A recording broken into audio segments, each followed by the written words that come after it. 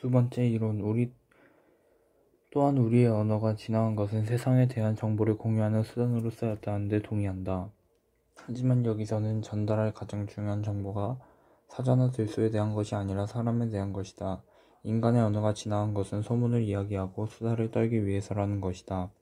이 이론에 따르면 호모사피엔스는 무엇보다 사회적 동물이었다. 사회적 협력은 우리의 생존과 번식의 핵심적인 역할을 한다. 개별 남성이나 여성이 사자와 들소의 위치를 아는 것만으로는 충분치 않다. 그보다는 무리 내에 누가 누구를 미워하는지, 누가 누구와 잠자리를 같이 하는지, 누가 정직하고 누가 속이는지를 아는 것이 훨씬 더 중요하다. 40~50명 정도의 사람들 사이에서 수시로 변해가는 관계를 저장하고 추적하는 데 필요한 정보의 양은 어마어마하다.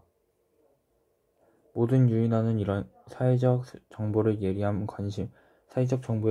관심을 나타내지만 이들에게는 효율적 소문을 공유할 수단이 부족하다. 네안데르탈인과 원시 호모사피엔스 역시 소문을 공유하는 데 어려움을 겪었을 것이다. 뒷담화는 악의적인 능력이지만 많은 숫자가 모여 협동을 하려면 사실상 반드시 필요하다.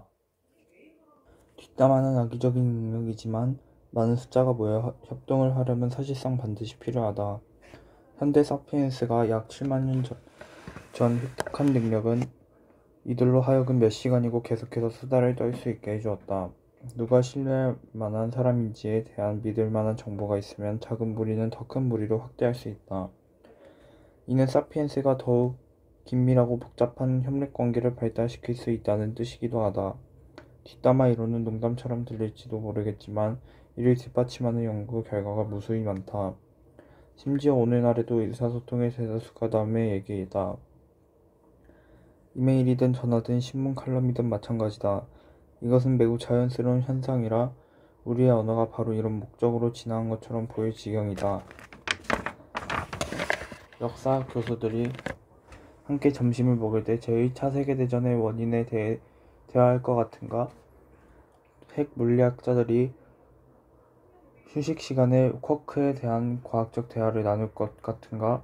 물론 그럴 때도 있겠지만 대개는 자기 남편이 바람 피우는 것을 적발한 교수, 학과장과 학장 사이의 불화, 동료 중 하나가 연구 기금으로 렉서스 자동차를 샀다는 루머 등을 소재로 한 뒷담화를 떠든다. 소문은 주로 나쁜 행동에 초점을 맞춘다. 언론인은 원래 소문을 퍼뜨리는 사람이었고 언론인들은 누가 사기꾼이고 누가 무임승차인지를 사회에 알려서 사회를 이들로부터 보호한다. 아마도 뒷담화 이론과 강변의 사자가 있다 이론은 둘 다 유효할 것이다.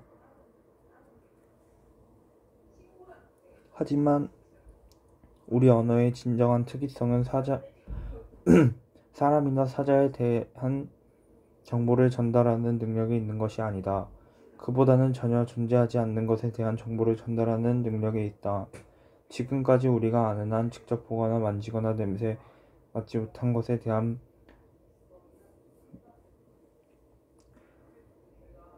대해 마음껏 이야기할 수 있는 존재는 사피엔스 뿐이다.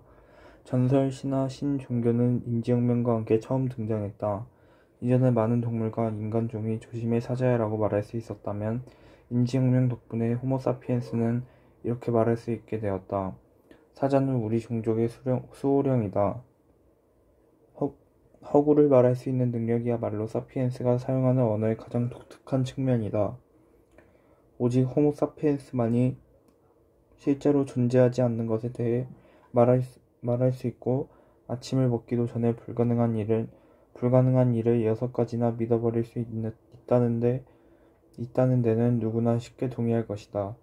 원숭이를 설득하여 지금 우리에게 바나나 1개를 준다면 죽은 뒤 원숭이 천국에서 무한히 많은 바나나를 갖게 될 거라고 믿게끔 만드는 일은 불가능하다. 하지만 그게 왜 중요한가? 허구는 위험한 오해를 부르거나 주의를 흩뜨릴 가능성이 있지 않은가? 요정이나 유니콘을 찾아 숲속으로 들어간 사람은 버섯이나 사슴을 찾으러 들어간 사람보다 생존 가능성이 낮을 것이다. 만일 당신이 존재하지도 않는 수호정령에게 몇 시간씩 기도한다면 시간을 낭비하는 것 아닐까? 그럴 시간을 먹을 것을 찾아다니거나 싸우거나 간통하는 게 더 낫지 않을까? 하지만 호구 덕분에 우리는 단순 상상을 넘어서 집단적으로 상상할 수 있게 되었다. 우리는 성경의 창세기, 호주 원주민의 드림타임, 신화, 현대국가의 민족주의, 신화와 같은 공통의 신화들을 짜낼 수 있다. 그런 신화들 덕분에 사피엔스는 많은 숫자가 모여 유연하게 협력하는 유례없는 능력을 가질 수 있었다. 개미나 벌도 많은 숫자가 모여 함께 일하는 능력이 있지만 이들의 일하는 방식은 경직되어 있으며 그것도 가까운 친척들하고만 함께한다. 늑대와 침팬지의 협력은 개미보다는 훨씬 더 유연하지만 협동 상대는 친밀하게 지내는 소수의 개체들 뿐이다. 사피엔스는 수없이 많은 이방인들과 매우 유연하게 협력할 수 있다. 개미는 우리가 남긴 것이나 먹고 침팬지는 동물원이나 실험실에 갇혀 있는데 비해 사피엔스가 세상을 지배하는 이유는 바로 이것이다. 우리의 사촌인 침팬지는 수십 마리가 한 무리를 이뤄서 사는 것이 보통이다. 서로 가까운 관계가 되어 사냥을 같이 하며 함께 어깨를 겹고 개코, 원숭이, 치타, 다른 침팬지들과 싸운다. 이들의 사회구조는 계층을 이루는 경향이 있다. 무리를 지배하는 개체는 거의 항상 수컷인데 알파 수컷이라 불린다. 다른 수컷과 암컷은 알파 수컷 앞에서 끙끙거리고 고개를 숙이면서 복종을 드러내는데 왕 앞에서 머리를 조아리는 신화와 그리 다르지 않다. 알파 수컷은 자기 무리 내에 사회적 조화를 유지하려 애쓴다. 두 개체가 싸우면 개입해서 폭력을 중단시킨다. 덜 자유로운 측면도 있는데 인기 있는 먹을거리를 독점하거나 서열이 낮은 수컷이 암컷들과 짝짓기를 할 수 없도록 막는다. 수컷 두 마리가 알파의 지위를 놓고 경쟁할 때는 각기 지지자들과 동맹을 맺고 싸운다. 그 지지자는 같은 무리 내의 암컷들과 수컷들이다. 동맹 구성원 간의 결속은 매일 이뤄지는 친밀한 접촉에 기반을 둔다. 껴안고 만지고 키스하고 털을 다듬어주고 서로 호의를 베푸는 행위 말이다. 선거에 출마한 정치인들이 돌아다니면서 악수를 하고 아기에게 입을 맞추듯 최고의 지위를 원하는 침팬지들은 다른 침팬지를 껴안고 등을 두드리기도 하고 아기 침팬지에게 입을 맞추느라 많은 시간을 보낸다. 알파 수컷이 그 위치를 차지하는 것은 보통 육체적으로 더 강하기 때문이 아니라 더 크고 안정된 동맹을 이끌기 때문이다. 동맹은 알파 수컷의 지위를 향한 투쟁에서만 중요한 역할을 하는 것이 아니다. 거의 모든 일상 활동에서도 마찬가지다. 동맹의 구성원은 많은 시간을 함께 보내고 먹거리를 나눌 뿐 아니라 어려운 시기를 서로 돕는다.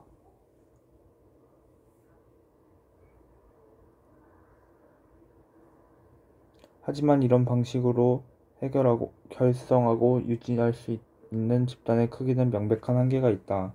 이런 집단이 가능하려면 모든 구성원이 서로를 잘 알고 있어야 한다.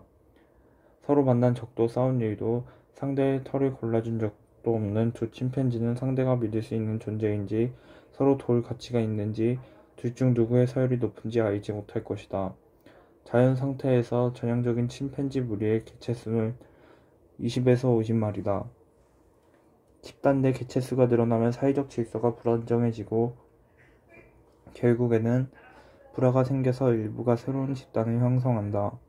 동물학자들의 관찰에 따르면 100마리가 넘는 집단을 손가락에 꼽을 정도였다. 서로 다른 무리들은 거의 협력하지 않으며 영토와 먹을거리를 두고 경쟁하는 경향이 있다. 무리들 사이에서 지속적인 전쟁을 벌이는 경우도 학계에 보고되어 있다. 이 중에는 종족학살 사례도 하나 있는데 한 무리가 이웃 무리의 거의 모든 구성원을 체계적으로 살해한 것이다. 아마도 이와 유사한 패턴이 원시 호모사피엔스를 포함하는 초기의 인류의 사회적 삶을 지배했을 것이다. 인간은 침팬지와 마찬가지로 사회적 본능 덕분에 친분을 맺고 위계질서를 형성하며 사냥이나 싸움을 함께 할 수 있었다. 하지만 침팬지와 마찬가지로 이들은 원시 인류 사회성은 서로 친밀하고 친밀한 소금 집단에만 적용되었다.